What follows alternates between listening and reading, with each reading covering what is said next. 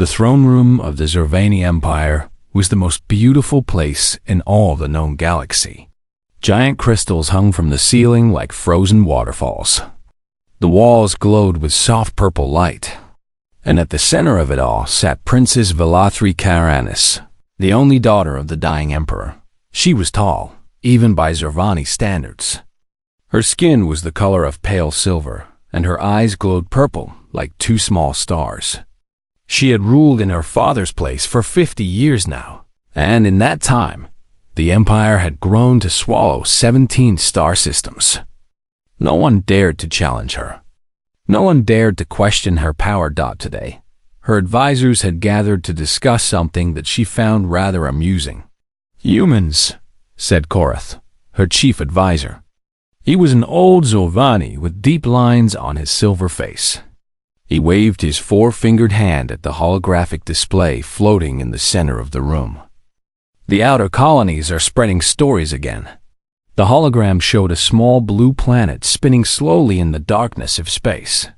It looked ordinary, unremarkable. Just another rock circling just another star in a forgotten corner of the galaxy. "What stories?" Velathri asked. She leaned back in her throne, already bored. "The usual nonsense, Your Highness." Korath made a sound of disgust. "Tales of a species so dangerous that even looking at them brings death.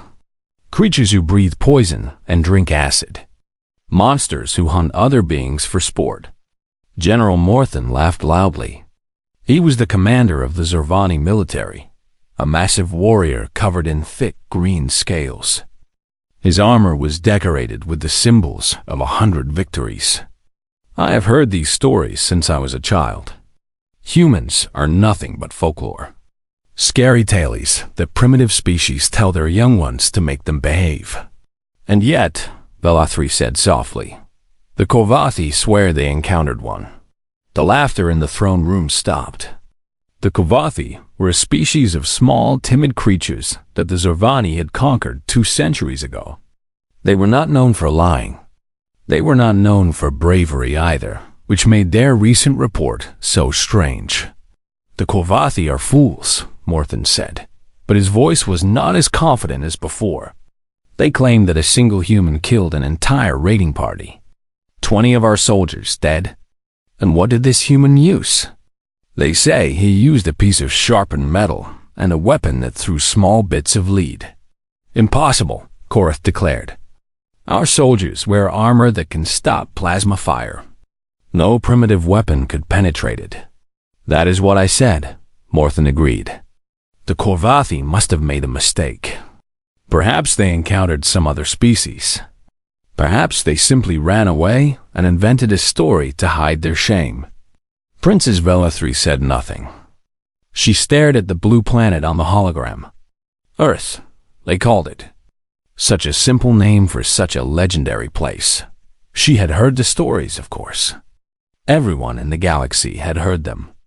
Humans were supposedly from a death world, a planet so hostile that most species could not survive there for even a day. The gravity was crushing. The atmosphere was filled with oxygen, a gas so reactive that it could cause fire with the smallest spark. The planet was covered with water, but the water was filled with salt and poison. Predators roamed every corner of the land. Natural disasters destroyed cities without warning, and somehow, humans had not only survived there. They had thrived. They had built civilizations. They had created weapons and ships and technology. They had gone to war against each other again and again, becoming more and more dangerous with each conflict. At least, that was what the story said. "Show me the security recordings from the Kovathi incident," Velathri commanded. Korath hesitated. "Your Highness, the footage is incomplete. Our equipment was damaged in the attack." "Show me what you have." The hologram flickered and changed. Now it showed the inside of a Zervani raiding ship. The image was blurry and filled with static, but Velathri could see enough. She could see her soldiers standing guard over a group of captured Kovathi. She could see them laughing and talking, completely relaxed. And then she saw the shadow dot. It moved so fast that the cameras could barely track it. One moment, there was nothing. The next moment, a Zorvani guard was falling to the ground, his throat cut open. The other guards turned, reaching for their weapons, but the shadow was already among them. It moved like water, flowing from one target to the next. Each movement was precise. Each strike was deadly dot in less than 30 seconds. Every guard was dead. The shadow stopped moving. It stood in the center of the room, surrounded by bodies. And for just a moment, the camera caught a clear image of its face. It looked so ordinary, so plain. A flat face with two small eyes and pale skin covered in red droplets. It had hair on the top of its head, dark and messy. Its body was small compared to a Zolvani, with only 2 arms and 2 legs. It wore simple clothes made of some kind of fabric. It looked weak. It looked fragile. It looked like something that should have died the moment it stepped foot on a Zorvani ship. But its eyes told a different story. Those eyes were cold and hard, like 2 pieces of frozen stone. They showed no fear, no hesitation, only a quiet, burning determination that made something cold settle in Velathri's stomach. The recording ended. The throne room was silent. What was his name? Velathri asked quietly. "We do not know, Your Highness," Karath replied. But the Korvathi prisoners said he spoke to them before he disappeared. He said his name was Jake Sullivan. And what else did he say? Korath swallowed hard. He said that he was looking for his people. He said that 3 years ago, a Zervani slave ship attacked a human colony and took everyone prisoner. He said that he was the only one who escaped. Velathri leaned forward. And what did he say he was going to do? He said he was going to find them, Your Highness. He said he was going to free them. And he said that anyone who stood in his way was going to die. General Morthen snorted. One creature against the entire Zorvani Empire? He is insane. Perhaps, Velathri said slowly. But insane or not, he killed 20 of our soldiers in 30 seconds. She stood up from her throne, and every eye in the room turned to her. Find out everything you can about this human. I want to know where he came from. I want to know where he is now. And I want to know exactly what we are dealing with. She looked back at the hologram, which had returned to showing the small blue planet called Earth. Because if the stories are true, she said quietly, then we may have just made the worst enemy the galaxy has ever seen. Far away, in the cold darkness of space, Jake Sullivan sat alone in his small ship. He was cleaning his weapons, the same weapons he had used to kill 20 Zorvani soldiers. His hands moved with practiced ease, taking each piece apart and putting it back together. On the wall of his ship, he'd pinned a photograph. It showed a group of smiling people standing in front of a small building. Men, women, and children. His neighbors. His friends. His family, all of them taken. All of them lost somewhere in the vast emptiness of the Zorvani Empire. Jake looked at the photograph for a long moment. Then he picked up his knife and went back to work. He had a promise to keep, and nothing in the galaxy was going to stop him. The slave processing facility on Moon Kirith 7 was the largest in the Zorvani Empire.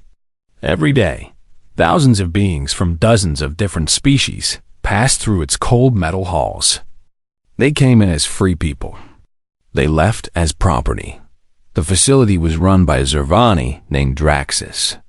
He was a fat, lazy creature who spent most of his time counting profits and eating expensive food. He'd been in charge of Kirith 7 for 30 years, and in all that time, not a single slave had ever escaped. Not one. Draxus was proud of his record. He told everyone who would listen that his facility was the most secure in the Empire. His guards were well-trained. His walls were thick.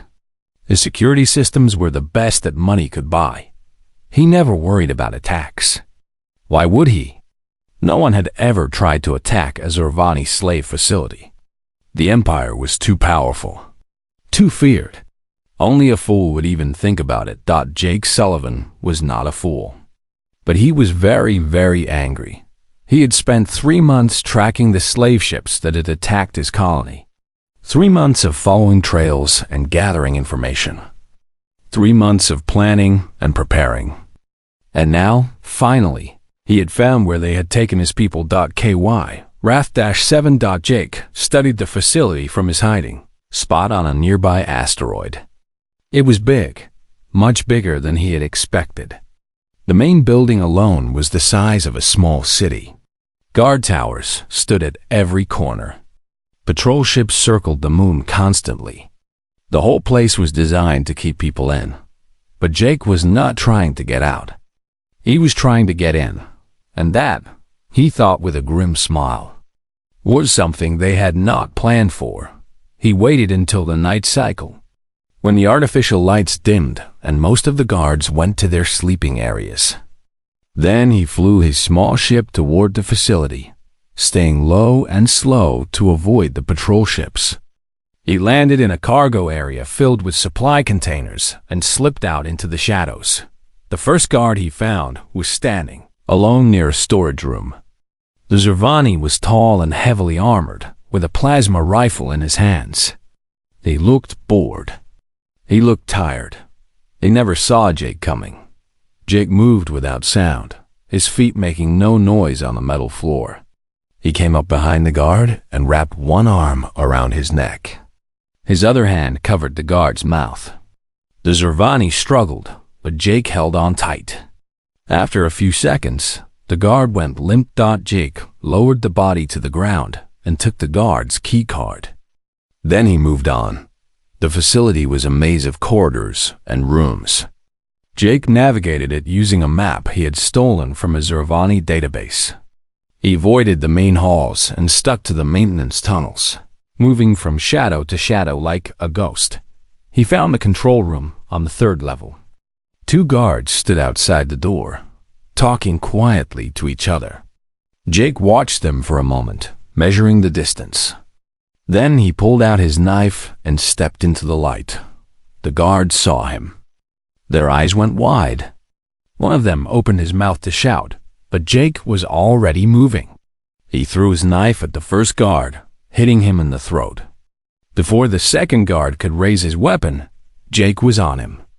A quick strike to the neck, another to the chest, and the guard fell. Jake retrieved his knife and wiped it clean. Then he used the key card to open the control room door. Inside, a single Zervani technician sat at a computer console. He turned around when the door opened, and his face went pale when he saw the blood on Jake's clothes. "What are you?" The technician whispered. Jake walked toward him slowly. "I am looking for the prisoners from the Earth colony. The ones you took 3 years ago. Where are they?" The technician's hands trembled. "I do not know what you are talking about." Jake grabbed him by the throat and lifted him off the ground. Wrong answer. It took less than a minute to get the information he needed. The human prisoners were being held in Block 7, deep in the lower levels of the facility. There were 43 of them still alive. The rest had died. Jake felt his heart go cold when he heard that number. Over 200 people had lived in his colony. Now only 43 remained. He dropped the technician and turned to the control console. His fingers moved across the buttons, accessing the security systems. Within seconds, he had found what he was looking for, the power switch for the entire facility. Jake smiled grimly and pulled the lever. Everything went dark. Emergency alarms started screaming. Red lights flashed in the corridors. Guards ran in every direction, shouting orders that no one could hear over the noise. It was chaos. It was confusion. It was exactly what Jake wanted. He moved through the darkness like he was born in it. His eyes adjusted quickly, a gift from millions of years of evolution on a planet where predators hunted at night. The Zervani were not so lucky. They stumbled and crashed into walls, unable to see more than a few feet in front of them. Jake cut through them like a blade through water. He did not kill all of them. Some he simply knocked unconscious and left behind. But those who stood between him and Block 7, those who raised their weapons and tried to stop him, those ones he killed without hesitation. By the time he reached the prisoner cells, 17 guards lay dead behind him. The cell doors were locked with electronic bolts that had failed when the power went out. Jake forced them open one by one, calling out in English as he went. "Hello? Is anyone there? I am here to help. I am human." For a moment, there was only silence. Then a voice answered from the darkness. "Jake? Is that you?" Jake's heart stopped. He knew that voice. He ran toward it, pushing through the crowd of confused prisoners until he found her. His sister, Emma. She was thin and pale, with dark circles under her eyes. Her hair was longer than he remembered, and there were scars on her arms that had not been there before. But she was alive. She was alive. "Emma," Jake whispered. He wrapped his arms around her and held her tight. "I found you. I finally found you." Emma was crying. "I thought you were dead. They told us you were dead." "I almost was," Jake said. "But I had to find you. I promised Mom and Dad that I would always protect you." Around them, other prisoners were emerging from their cells. Humans, but also Corvethi and beings from other species that Jake did not recognize. They all stared at him with wide, disbelieving eyes. "You came for us," a Corvethi said softly. "You actually came for us." "I came for my people," Jake replied. "But I am not leaving anyone behind." He looked around at the crowd of freed prisoners. "Can you all walk? We need to move fast. The guards will reorganize soon." They could walk. They were weak and scared, but they could walk. Jake led them through the facility, following a route he had planned in advance. They reached the cargo bay without being seen, but Draxus was waiting for them. The fat Zervani stood in front of the exit, surrounded by a dozen armed guards. His face was twisted with rage. "You think you can just walk into my facility and take my property?" Draxus shouted. "Do you know who I am? Do you know what I will do to you?" Jake stepped forward, putting himself between Draxus and the prisoners. His knife was in his hand. His eyes were cold.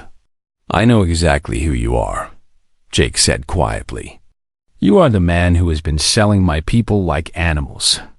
You are the man who has been getting rich from their suffering." He took another step forward.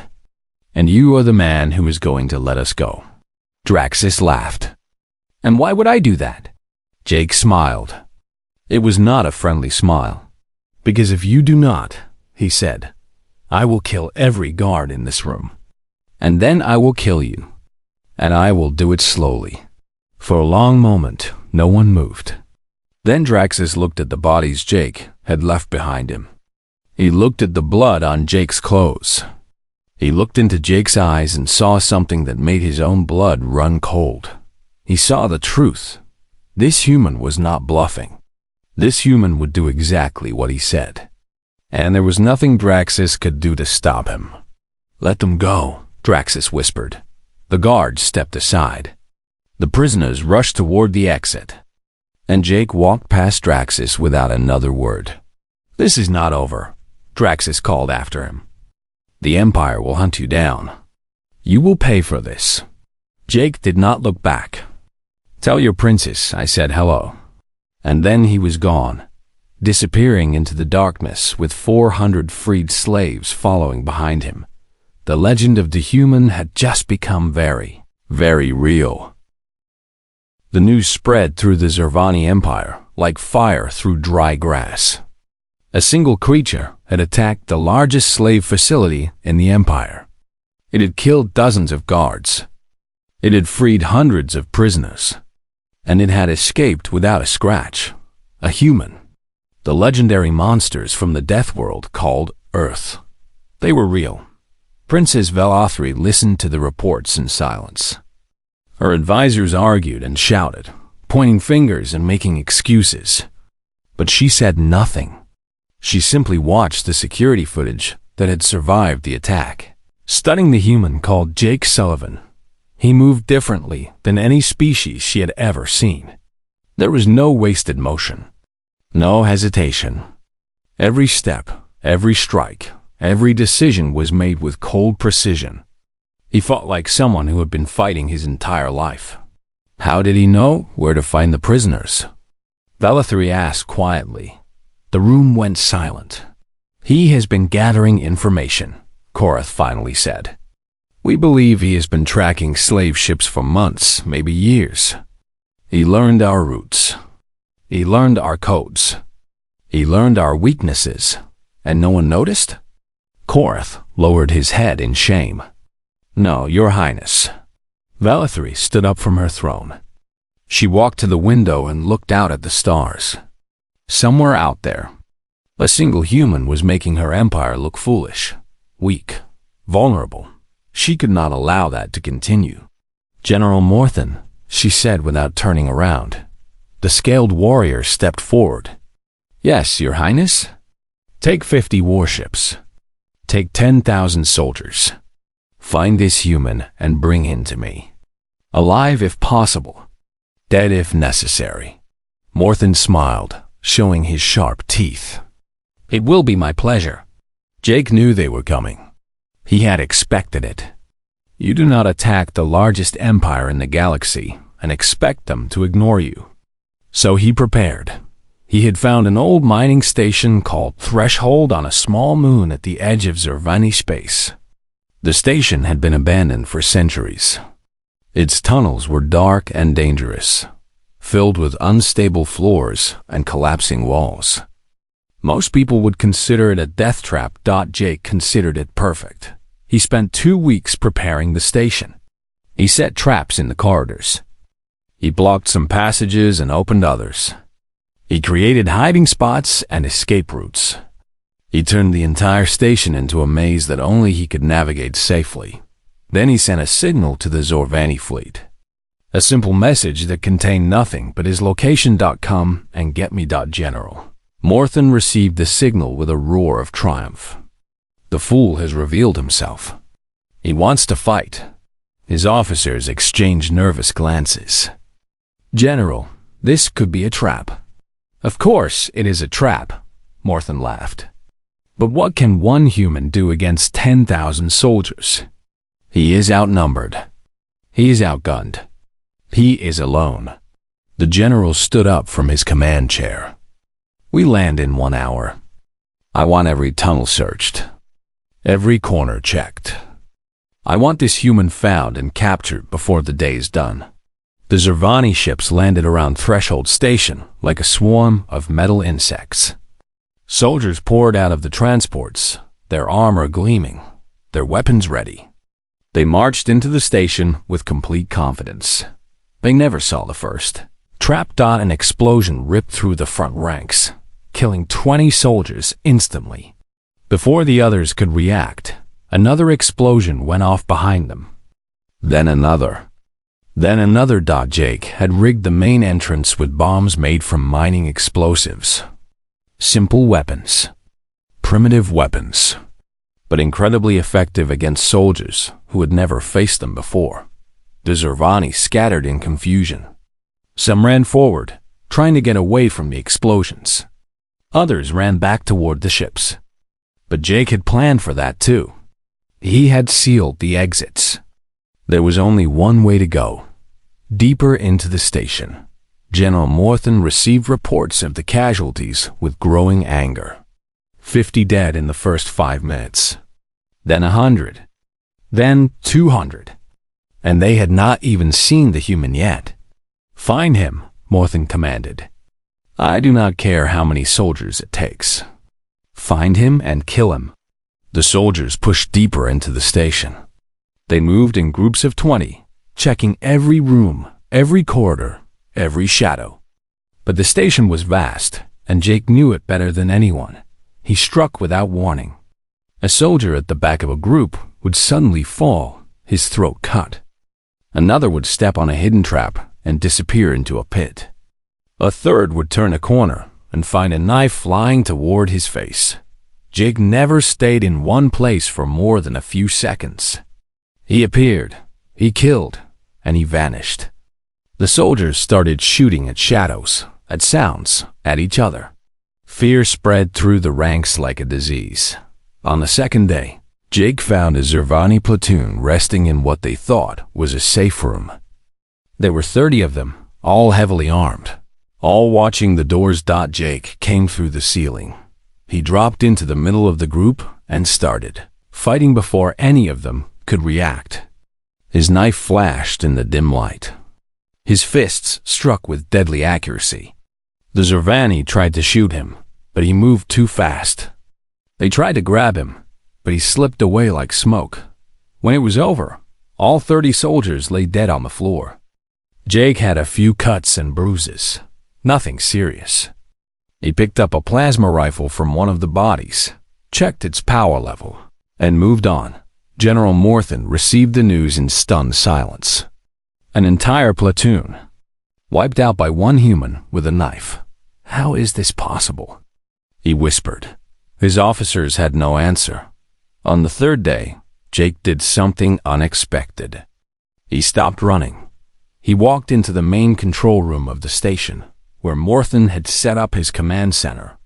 The general had surrounded himself with 500 of his best soldiers. He was confident that even the human could not fight through so many. But Jake did not come to fight. He came to talk. "General Morthen?"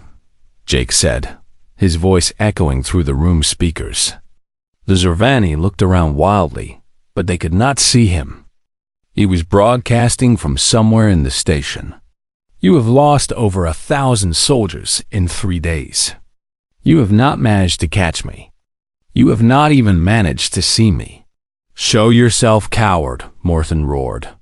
"I am not a coward," Jake replied calmly. "I am a soldier. And soldiers do not fight fair. Soldiers fight to win. You cannot win against the entire Zervani Empire." "Maybe not," Jake agreed.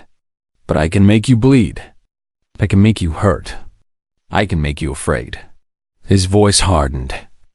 3 years ago, your ships attacked my home. You killed my friends. You took my family. You thought we were weak. You thought we would not fight back." The speakers crackled with static. "You were wrong." Jake stepped out of the shadows. He stood in the doorway of the control room, covered in dust and blood, his knife in one hand and a plasma rifle in the other. 500 soldiers raised their weapons, ready to fire, but Jake did not attack. He simply stood there, staring at General Morthen with eyes as cold as ice. "I have one message for your princess," Jake said. "Tell her that I am just the beginning. Tell her that my people know what happened to us. Tell her that 3 months ago, I sent a signal to Earth." He smiled, a terrible smile that made even Morthen step back. "And humans do not forget. Humans do not forgive. And humans never ever leave their own behind." He pressed a button on his belt. The wall behind him exploded outward, revealing a small ship hidden in a maintenance bay. Jake ran toward it, moving so fast that the soldiers barely had time to react. They fired, but he was already inside. The ship's engines roared to life. Morthen screamed orders, but it was too late. The ship shot through the hole in the wall and disappeared into space. Jake Sullivan was gone, and somewhere across the galaxy, on a small blue planet called Earth, people were preparing for war. The humans were coming. Princess Valathri stood alone on the observation deck of her personal ship. The stars stretched out before her like a sea of tiny lights. Somewhere among them, a human was hiding. A human who had humiliated her empire. A human who had killed over 1,000 of her soldiers. A conned human she needed to understand. General Morthen had returned from Threshold Station, a broken creature. The proud warrior who had conquered dozens of worlds now jumped at shadows. He woke up screaming in the night. He refused to speak about what had happened in the station. Fear. Real, deep fear. He used to speak about what had happened in the station. Fear. Real, deep fear. Velathri had never seen it in a Zervani soldier before. Your Highness, her advisor Korath said from behind her. Are you certain about this? No, Velathri admitted. But I must try. She had sent a message to Jake Sullivan. A simple offer, a meeting under a flag of truce. She would come alone. She would bring no weapons. She only wanted to talk. To her surprise, he had agreed. Their meeting place was a dead moon on the edge of Zervani space. No atmosphere. No life. Just gray rock and eternal silence. Velathri landed her ship and stepped out onto the surface. A breathing suit protecting her from the vacuum. She waited. An hour passed. Then, too, Velathri began to wonder if the human had changed his mind. Perhaps this had been a trap all along. Perhaps he was watching her through the scope of a rifle, waiting for the perfect moment to strike. Then she saw him. He appeared from behind a large rock, walking toward her with slow, careful steps. He wore a human spacesuit, battered and patched in a dozen places. His face was visible through the helmet, and Velathri studied it closely. He looked tired. Dark circles under his eyes. A short beard on his jaw. Scars on his cheek and forehead. He looked like someone who had not slept well in a very long time, but his eyes were still sharp. Still cold. Still burning with that same quiet determination she had seen in the security footage. They stopped a few meters apart. Two beings from opposite ends of the galaxy, facing each other in the silence of a dead world. You came, Jake said. His voice was flat through the radio. You agreed to meet me, Velathri replied. Why? Because killing you will not free my people. The Empire will just choose a new leader. Jake tilted his head slightly. But maybe, if I talk to you, things can change. Velathri laughed softly. You think you can change the Zervani Empire with words? I think I already have, Jake said. 3 months ago, no one believed humans were real. Now, every soldier in your fleet is afraid to sleep with the lights off. He took a step closer. I do not want to destroy your empire, princess. I just want my people back. The slaves you freed at Kirath 7 included your people. Was that not enough? 43 survivors out of 200. Jake's voice grew hard. And they told me that more humans were taken to other facilities. They told me that some were sold to private buyers. They told me that some were killed for sport. He clenched his fists. So no, princess. That was not enough. Velathri was silent for a moment. She had known, of course. She had read the reports. Humans were considered valuable in certain markets. Their endurance made them good workers. Their intelligence made them good servants. Their fighting ability made them good entertainment in the illegal death arenas. She had never thought about it before. They were just slaves. Just property. Just numbers on a report. But standing here, looking into the eyes of this human, she could not pretend anymore. Why do you fight so hard? She asked quietly. You are one being against an empire of billions. The odds are impossible. Jake laughed. It was not a happy sound. Let me tell you something about humans, princess. We come from a planet that has been trying to kill us for millions of years. Earthquakes, volcanoes, ice ages, plagues, predators. Our own planet is one of the most dangerous worlds in the galaxy. And you know what we did? We survived. We adapted. We conquered. He stepped closer, close enough that Velathri could see the pain in his eyes. We are not strong because we are born strong, Jake said. We are strong because we refuse to give up. We are strong because when everything tells us to stop, we keep going. We are strong because we would rather die fighting than live as slaves. And what about fear? Velithri asked. Do humans not feel fear? We feel fear every day, Jake admitted. We are afraid of the dark, afraid of the unknown, afraid of death. But we have learned to use our fear. We turn it into anger. We turn it into determination. We turn it into fuel for the fire that keeps us alive. He took a deep breath. Your empire has never faced anything like us. You have conquered species that surrendered. You have defeated armies that ran away. But humans do not surrender. Humans do not run away. Humans keep fighting until the last breath leaves our bodies. Velithri stared at him for a long moment. And if we simply kill all of you? If we destroy your planet and everyone on it? Jake smiled. It was a strange smile, sad and dangerous at the same time. Then, you will have made the worst mistake in the history of your empire. Why? Because 3 months ago, I sent a signal to Earth. I told them everything.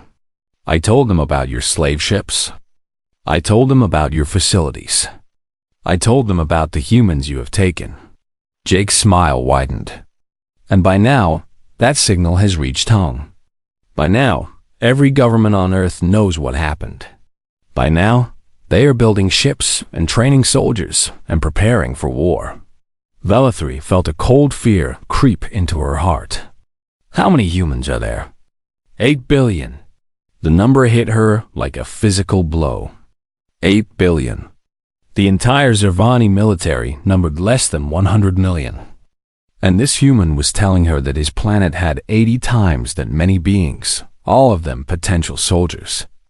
All of them burning with the same impossible determination that she saw in Jake's eyes. You could not reach us, Velithri said, but her voice wavered. Earth is too far away. Earth was too far away, Jake corrected. But we have been studying your technology. We have been learning from the ships we captured. We have been improving our own designs. He pointed up at the stars. Right now, hundreds of human ships are preparing to launch. Some are colony ships, filled with families who want to find their loved ones. Some are rescue vessels, loaded with supplies and medicine. And some are warships, crewed by soldiers who have trained their entire lives for a fight like this. He lowered his hand. They will reach Zervani space in about 4 months.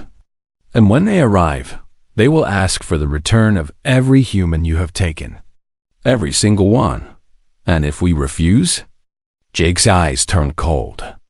Then we will not ask again. Velithri stood in silence, processing everything she had heard. The legends were true. The stories were real. Humans were not folklore. They were a threat, unlike anything the Zervani had ever faced. But there was something else in Jake's eyes.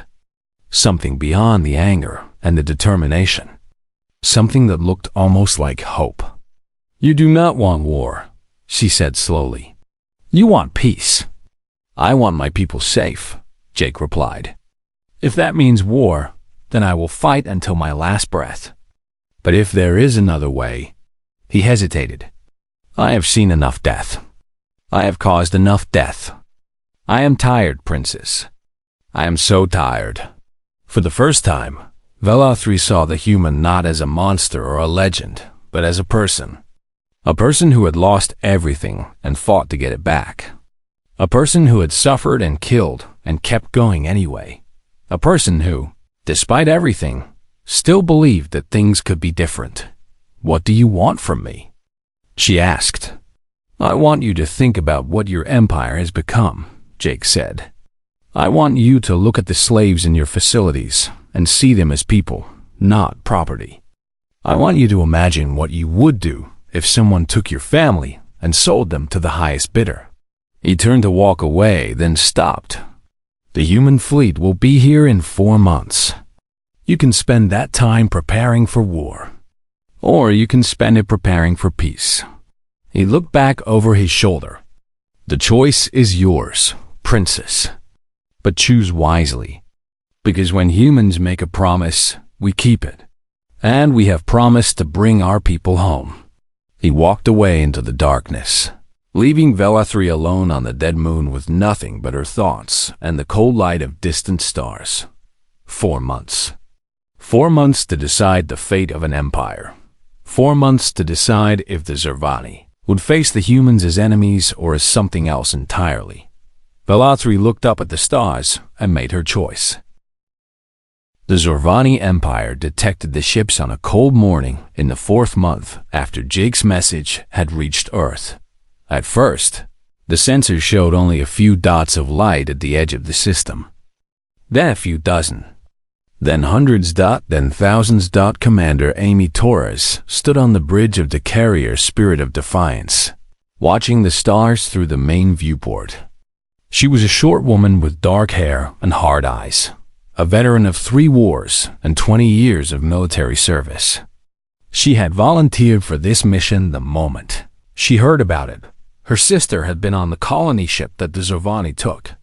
"Commander," her tactical officer called out, "we are detecting Zorvani warships ahead. Over 500 vessels." Amy nodded calmly. "Expected. What about the rest of the fleet?" "All ships accounted for. 3,000 vessels in total. We are ready for whatever comes." 3,000 ships. It was the largest fleet humanity had ever assembled. Colony ships and rescue vessels. Freighters converted into transports. Warships built in secret over the past 3 months, using technology copied from captured Zorvani vessels. Every nation on Earth had contributed. Every country had sent their best. For the first time in human history, the entire planet was united. Not by politics or religion or ideology, but by something much simpler. Family. The humans had come for their people, and nothing was going to stop them. The 2 fleets faced each other across the void of space. On one side, the ancient might of the Zorvani Empire. On the other, the young and desperate fury of humanity. The moment stretched on, tense and silent, filled with the promise of blood. Then a single ship emerged from the Zorvani formation. It was a small vessel, elegant and silver, marked with the symbols of the royal family. It flew toward the human fleet slowly, broadcasting a signal of peace. Princess Velathri's ship. Amy Torres frowned at the tactical display. "What is she doing?" "She is requesting communication, Commander. She wants to speak with our leader." Amy thought for a moment. Then she opened a channel to the rest of the fleet. "All ships, hold position. Do not fire unless fired upon." She turned to her communications officer. "Put her through." The main screen flickered, and suddenly Princess Velathri was looking at her. The alien princess was dressed in simple robes, not armor. Her face was calm, almost peaceful. She did not look like someone preparing for war. "I am Princess Velathri Karenis of the Zorvani Empire," she said. "I wish to speak with the leader of the human fleet." "I am Commander Amy Torres," Amy replied. "I speak for the United Fleet of Earth, Commander Torres." Velathri bowed her head slightly. "I have heard much about your people over the past few months. I have learned things that I did not know before. Things that I should have known." She paused. "I have made a decision." Amy felt her heart beating faster. "What decision?" "The slaves will be released. All of them. Every human taken by the Zorvani Empire will be returned to you. They will be given medical care and supplies for their journey home." Silence fell across the bridge. Amy stared at the screen, unable to believe what she was hearing. "You are releasing them? Just like that?" "Not just like that," Velathri said quietly. 4 months ago, a human taught me something important. He showed me that the Zorvani Empire has lost its way. We became conquerors instead of explorers. We became slavers instead of partners. We forgot that the universe is vast enough for all species to live in peace. She straightened her shoulders. "I cannot undo the harm my empire has caused. But I can start making things right. Today, I declare that the Zorvani Empire will no longer practice slavery. Today, I declare that all captured beings will be freed. Today, I declare that we seek peace with humanity and with all the species we have wronged." Amy was speechless. Around her, the bridge crew exchanged looks of shock and hope. "Why?" Amy finally asked. "Why would you do this?" Velithry smiled softly. "Because I met a human who should have been my enemy. A human who had every reason to hate me and my people. A human who had suffered more than most could bear." Her smile grew sad. "And yet, when I spoke with him, I saw that he did not want revenge. He did not want destruction. He only wanted his family back. He only wanted peace." She looked directly into the camera. "He showed me that even the strongest warrior can be tired of fighting. He showed me that even the deepest wounds can heal. He showed me that sometimes the bravest thing you can do is not to fight, but to change." The screen showed images of slave facilities across the empire. Doors opening, chains falling, beings of 100 species walking free for the first time in years. And among them, humans. Amy Torres felt tears running down her face. She did not try to stop them. The rescue ships launched within the hour. They spread across Savani space, landing at facility after facility, collecting the freed prisoners and bringing them home. The work would take weeks, maybe months, but no one complained. Jake Sullivan stood on the observation deck of the Spirit of Defiance, watching the shuttles come and go. He had joined the fleet 2 days ago, guided them through Zovani space, helped them negotiate the final details of the agreement. Now his work was almost done. "Jake?" He turned around. A woman stood in the doorway, thin and pale, with dark circles under her eyes. But she was smiling. Emma, his sister, she had been transferred from the facility at Kira 7 to one of the rescue ships. A doctor had checked her over and declared her healthy enough to travel. And now, finally, she was here. Jake walked toward her. His steps were slow at first, then faster. By the time he reached her, he was running. They crashed into each other, arms wrapping tight, holding on like they would never let go. Jake buried his face in her shoulder and felt something break inside him. The wall he had built around his heart. The barrier that had kept him going through all the pain and death and loneliness.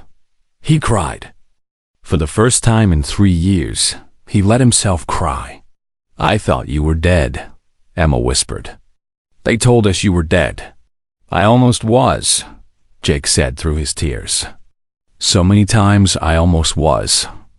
But I could not give up. I had to find you. I promised Mom and Dad." Emma pulled back and looked at him. Her eyes were wet too. "Mom and Dad did not make it, Jake. They died in the first attack." Jake nodded. He had known. He had always known, deep down. But hearing it confirmed still hurt. "They would be proud of you," Emma said softly. "What you did, everything you sacrificed. They would be so proud." Jake did not know what to say. So he just held his sister and let the tears fall. Later, they sat together in the observation lounge, watching the stars drift past. The fleet was heading home. Earth was weeks away, but for the first time in years, Jake felt like he was already there. "What happens now?" Emma asked. "Now we go home," Jake said. "We rebuild. We heal. We try to remember what it feels like to be normal." "And the Zervani?"